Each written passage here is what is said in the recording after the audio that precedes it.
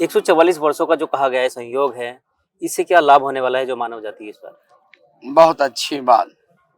आज जो 144 वर्षों के बाद योग आया है, योग वो तिथियां उस समय जो 144 वर्ष थी, वो योग की तिथि इस वर्ष मिली है, इस समय मिली है। उस योग में जो स्नान करेगा वो मान जाएगा कि हम भी उस समय जन्म हुआ था, जो 144 वर्ष के बाद उस मुहूर्त में स्नान कर रहे हैं। और उस मुहूर्त में जो लाभ मिला था ये आज मिलेगा। जैसे हमारे 92 साल के एक कल्पवासी हैं आचार्य रेवती तिवारी जी महाराज, इनके जी में केवल राम नाम का धुन है। ये कहते हैं कि मैं 144 वर्ष पहले था तो पुनः जन्म हुआ, तो मानव तन में हुआ। आज भी जाने की अवस्था हो गई है और फिर भी बाबा हमारे निरंतर चलते हैं, राम नाम का संदेश देते हैं। यही इस कुंभ का मतलब है 144 वर्ष। बहुत संतों से हम जान चुके हैं कि देवता भी इस धरती पर घूम रहे हैं, क्योंकि 144 वर्षों का संयोग है और महाकुंभ चल रहा है। और एक शब्द भी आया है, एक लाइन कही गई है कि पता नहीं किस रूप में नारायण मिल जाए। बहुत अच्छी बात, ये तो सत्य बात है। लेकिन देवता है कौन? देवता अलग नहीं है। अपने अंदर देखिए तो सही, अपने अंदर झांकिए तो सही, और जब अपने अंदर देख लेंगे तो आपके अंदर तो राम बैठा है। सारे ब्रह्मांड के देवता बैठे हैं, तो देवता आप हैं। आप देवता के रूप में सबको दर्शन दे रहे हैं। जैसे आज भिखारी बाबा के पास आए हैं तो अतिथि बनकर आए हैं, तो आज तो हमारे देवता है ना। आपको भी प्रणाम करता हूँ, बेटी को भी प्रणाम करता हूँ। क्यों? कि बेटी हमारे हृदय की सम्राट है जी, हमारे हृदय की सम्राट है। और इस संसार के बेटियों के लिए तो हम तपस्या कर रहे हैं। बिल्कुल, तो यही है प्रभु। कोई रूप में, एक चींटी के रूप में है तो देवता है। और देवता तो रंग बदलता है, मानव रंग नहीं बदलता।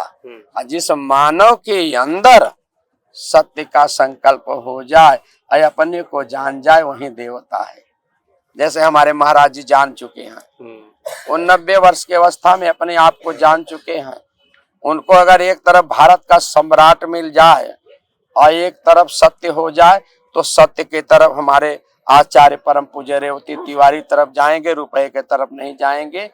और यहाँ क्या है, अगर उनको थोड़ा सा रुपया मिल जाए तो किसी को दबा देंगे। यही है प्रभु। गुरु जी, अगर आप तो बहुत सारी जगह रहे होंगे, बहुत जंगल में भी रहे होंगे, कुछ ऐसी घटनाएं आपने भी देखी होंगी जो जिनको हमने लोग नहीं देख सकते, हम लोग, उस पर कुछ बताएंगे आप? जी जी। अब जैसे हम आदिवासी हैं, हमको भी आदिवासी माने। निरंतर 1982 से आदिवासियों के बीच में चलता हूँ। अपने यहाँ परम पूज्य योगी बाबा से, हमारे उत्तर प्रदेश के यशस्वी मुख्यमंत्री हैं, तेजस्वी मुख्यमंत्री हैं, लेकिन अपने बाबा से भी कहा हूँ कि आज सरकार जो है कागज पर, सरकार माने आपके कर्मचारी कागज पर काम कर रहे हैं।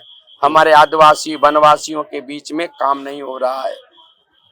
उनको भोजन पेट भर नहीं मिल रहा है और उनके बच्चे ऐसे लावारिस के तरह घूम रहे हैं। उनके लिए शिक्षा की जरूरत है। जब उनकी शिक्षा होगा, स्कूल होगा, कॉलेज होगा, तो उनके बच्चे पढ़ेंगे तो उनका भी विकास होगा।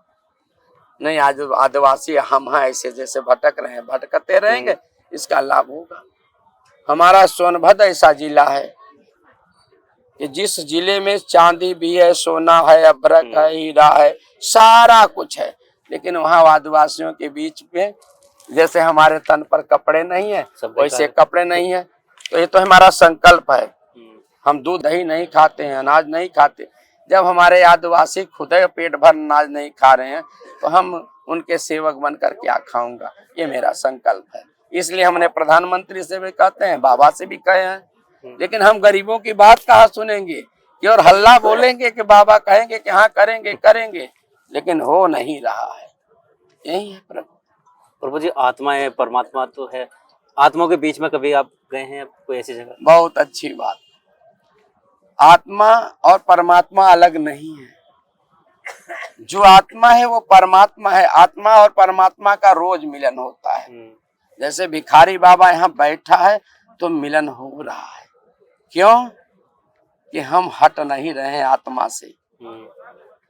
और जब आत्मा से नहीं हटेंगे तो परमात्मा मेरे पास डटा रहेगा, क्योंकि आत्मा ही सत्कर्म करती है जी। और परमात्मा कराता है। अगर करने वाला सत्य कर रहा है तो कराने वाला तो आशीर्वाद देगा ना। जैसे अभी अपने परम पूज्य आचार्य और रेवती तिवारी जी को प्रणाम किया, तो ये हमारे भगवान हुए जी। और मैं ये हमारे परमात्मा हुए, मैं आत्मा हुआ, यही साक्षात है, तो ये आशीर्वाद देंगे ना। तो जो सत्कर्म किया वही उसकी आत्मा सच्ची है, ऐसे आप मेरे भगवान हुए। हाँ, वही पूजने योग्य है। जी। और जो सत्य कर्म नहीं कर रहा है वो पूजने योग्य नहीं है ना, उसके अंदर आत्मा परमात्मा का वास है। गुरुजी, हमारे युवाओं को क्या करना चाहिए आत्मा से और परमात्मा का मिलन कैसे उनका करें? बहुत अच्छी बात।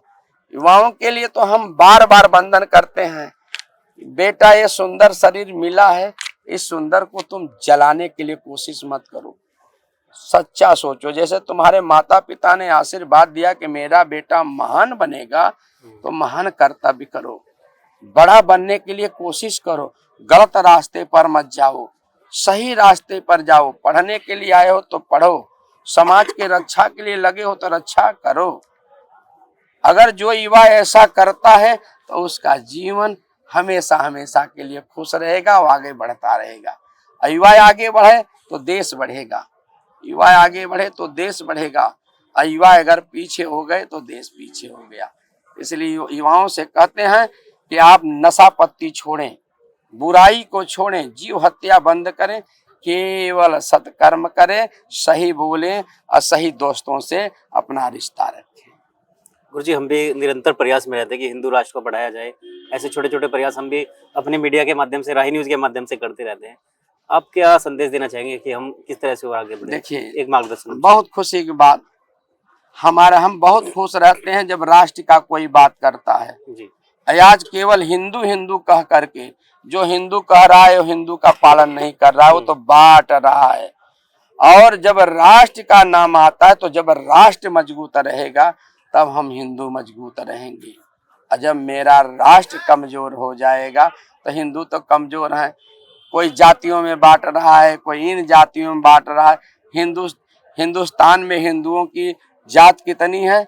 16,000 जातियां हैं, और सब जातियों को बांट रखे हैं। किसने बांटा है? जो चालाक है, बेवकूफ बना करके ठग रहा है। नहीं, एक ही माता पिता का सब लोग संतान है, बिल्कुल। तो अपने संतानों को क्यों बांट रहे हो? अगर सप्तऋषि ने सप्तऋषि संतान कहा गया है, सबको, और सबको प्रेम से रखिए, और प्रेम से रखेंगे। हिंदू मुसलमान मत कहिए, केवल राष्ट्र कहिए, तो भी मस्त होकर गले लगेगा, वो भी जयकारी हमारा करेगा। जब उसको बांटते रहेंगे तो हमको तो काटने के चक्कर में पड़ेगा ना, जैसे अन्य लोग काट रहे हैं जातियों में। यही है प्रभु। गुरुजी, गंगा यमुना सरस्वती 3 नदियों का संगम कहा गया है, लेकिन गंगा का सबसे बड़ा महत्व जाना जाता है। बड़ी खुशी की बात है, जैसे आप आए हैं तो आप गंगा बन करके इस भिखारी बाबा यमुना के पास आए। हमें यमुना मान ले, आप गंगा हैं। गंगा क्योंकि गंगा तप के द्वारा आई है, गंगा तप के द्वारा धरातल पर आई, तो ब्रह्मा के कमंडलू से आई, और जब ब्रह्मा के कमंडलू से आई तो शंकर भगवान की जटा में आई, और जटा से जब गंगा निकली तब आज धरती पर आई। तो तप और तपस्या के द्वारा मेरी गंगा मैया आई है, तो सर्वश्रेष्ठ गंगा मैया है।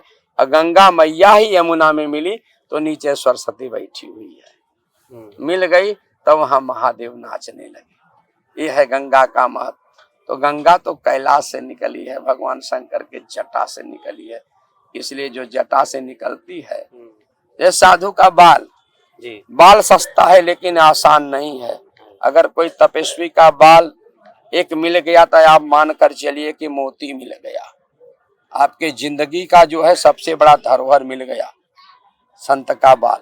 लेकिन सब संत नहीं, बाल बढ़ाने से कुछ मतलब नहीं है। जैसे भिखारी बाबा दाढ़ी बढ़ाया है, ये दाढ़ी एक माने ढोंग है, लेकिन भिखारी बाबा के हृदय में क्या चल रहा है, जब इसका पता लगाएंगे तब पता चलेगा कि नहीं, भिखारी बाबा सही है। अभी तो वास्तव में देखे तो आर्टिफिशियल जटाएं भी आ चुकी है।